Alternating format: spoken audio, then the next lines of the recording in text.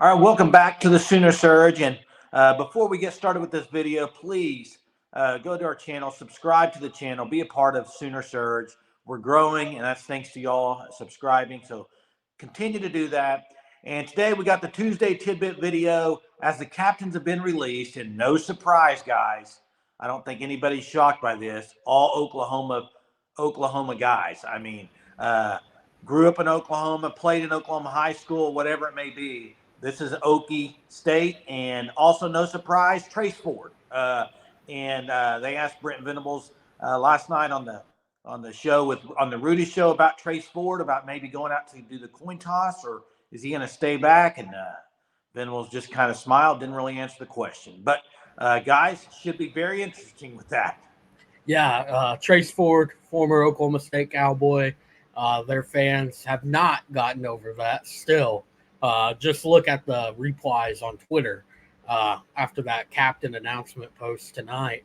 That's going to be interesting. I wonder, maybe it's kind of like what we experienced with Baker against Kansas, and they refused to shake his hand. I don't know.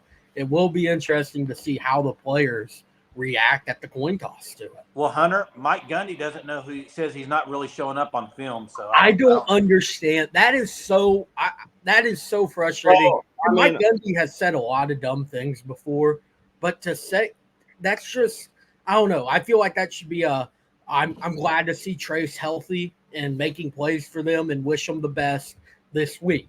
Like he was a star at Oklahoma State. Like it's just to be bitter over it still, and then to make those comments that you're not seeing him on film. He's all over film. He's made a lot of good plays the last few weeks. It's crazy for Gundy to say that, but honestly, who's surprised? He always has those sort of viral clips from his pressers, especially for all weeks of the season, but this week especially, being Bedlam and all. Well, I mean, we all saw the clip or the quote he had about Brian Bosworth and Brian Bosworth going right back at him. So I would take 44 in that fight all day at midfield. I don't know who wouldn't. But yeah, as you said, Jay, it's all Oklahoma guys. Just speaks to maybe the meaning that this has to Brent Venables, to this team. I know as an Oklahoma fan, you don't want to lose to your little brother the last time going out. You just don't want it to end like that. This could be the last time in a very long time in which we get to play Oklahoma State, due to the fact that, in my opinion, the Oklahoma State's scared to continue playing Oklahoma when Oklahoma goes to the SEC. But as you said, I'm really happy for Trace Ford. Man, and Gentry Williams, it's a good sign that he's a captain. Hopefully he's healthy and back and available to play, because they miss him a lot against Kansas. Yeah. Going back, being able to watch some of that film versus Kansas, just not having Gentry Williams healthy, you could feel the impact. And in my opinion, he's the best corner on this team. Yeah, Hunter, why don't you go ahead and just go through the captains for us and for the viewers? Yeah, I'll go through them and where they're from in Oklahoma. Okay. You have Ethan Downs from Weatherford, Oklahoma.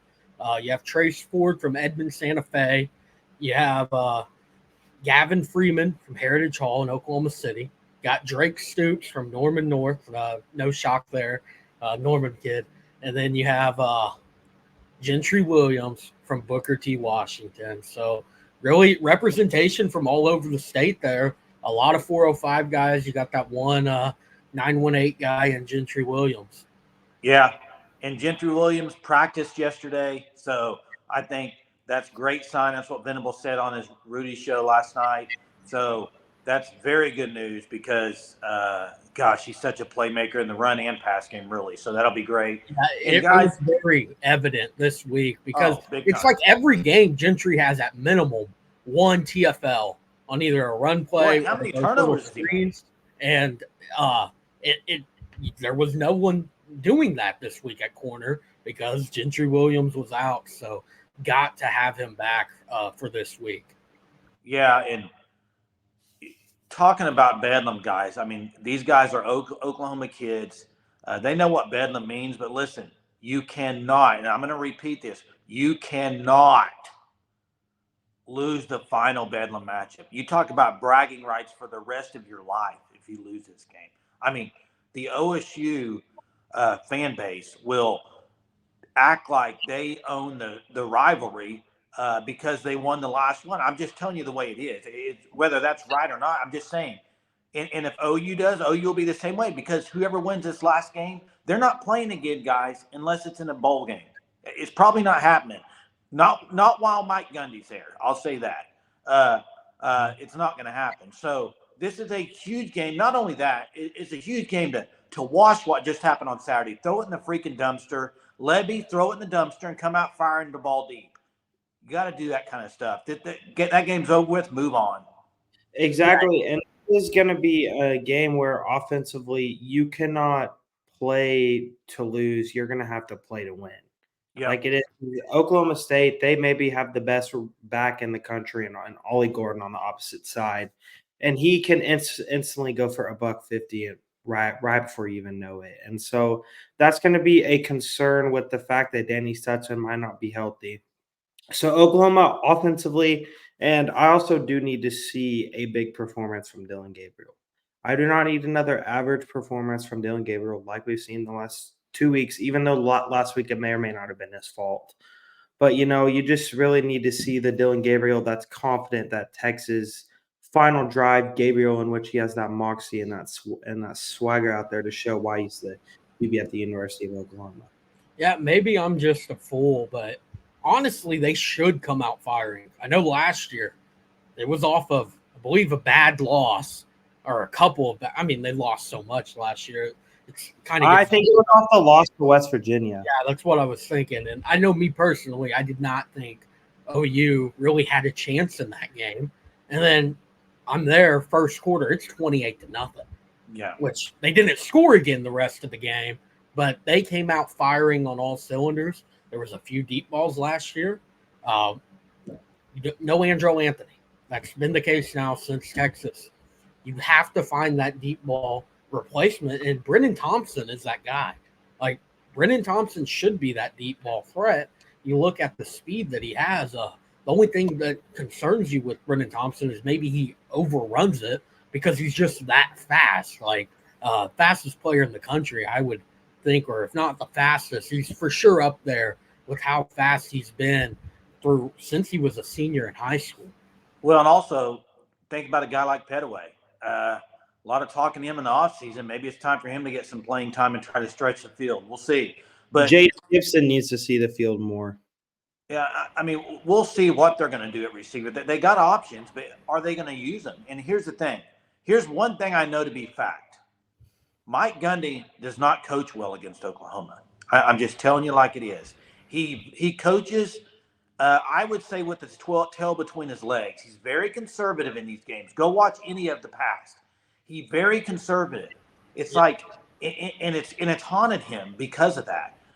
And so I think he's going to be the same way. You got Ollie Gordon. I think that's what they're going to do. They're not going to be. They're not going to do anything wild. Unless Gundy's changed his mindset in this game. Because if you go to any other OU game he's been coaching, it hasn't happened. And also, you mentioned the 28 points last year, Hunter. That really bodes to the inconsistency of Lebby's offense. It can look so good, and then it can look so bad. And that's what happened last year. First 15 minutes, it was arguably the best offense in the country. Yeah. And then the final 45, it was, what is going on? Good thing the defense played their best game of the year by far. And you mentioned Gundy's coaching history against Oklahoma. Last year, don't forget, that's the reason that Oklahoma State's in this quarterback position that they're in right now, because that game single-handedly ended Spencer Sanders' career at Oklahoma State because Sanders got upset and said some things about off the play calling, and Gundy pretty much benched him for good and told him to enter the portal after that. Those words being said in that game. And I'll say this about Mike Gundy. Mike Gundy's a good coach. What he's done at OSU over the years, even this year, guys, they were kind of put out to dry. Now, he coached horribly the first 3 games. We talked about Lebby baffling the other day against Kansas, playing 3 quarterbacks at the beginning of the year and not handing the ball to Ollie Gordon. I don't understand it. Hey, just wait. He was being like Nick Saban. Come on now. Oh yeah. But through his career at OSU, he's been a great coach for them. but he has not been able to beat Oklahoma very much, and that's an issue. Gundy's issue is we're seeing it this year, which they've turned it around. Props to them. They started 2-2 with a embarrassing loss at home to South Alabama. It looked like they might not win a game in the conference all year, and then first game of conference play on the road, Iowa State, they lose that, and it's like, well, wow, this might be a very, very bad year for Oklahoma State. And a lot of it, and they've turned it around, but a lot of it's because of Gundy's just refusal to adapt. Like the transfer portal, college football now, like he's very anti NIL is a big part of college football, and Gundy's just stuck to his it's his way or no way, and it's hurt him at some points this year. But I mean, right now when you have Ollie Gordon running for almost 300 yards every single game, it's hard to lose at that point. Yeah, and something that really I think if Oklahoma is able to take Ollie Gordon away from Oklahoma State by by really not allowing him to have the explosive runs, holding him to those 2, 3, 4 yard gains consistently, I think Oklahoma should feel great because Oklahoma State's quarterback is Alan Bowman, and he's really, I mean, he doesn't scare me as a fan. He's an average QB at best, probably.